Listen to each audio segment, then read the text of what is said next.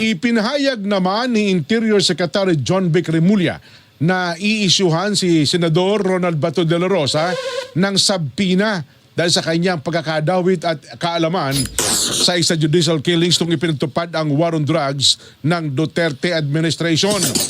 Inatasan po ni Secretary John Vic si PNP Chief Jose Melencio Nartatis Jr. na pakilusin po ang CIDG, PNP Legal Services at Directorate for Investigation and Detective Management para mag-issue daw po ng sabpina.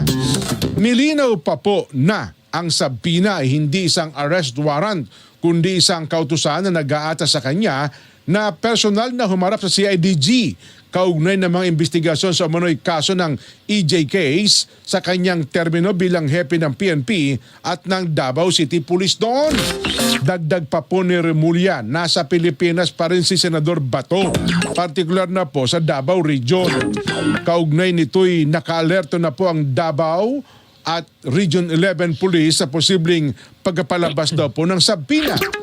Sa klaw ng drug war investigation ng PNP, ang reklamo at record ng mahigit 6,000 nasawi sa mga operasyon ng PNP at umano'y pagkakasangkot ng ilang pulis sa vigilante type killings.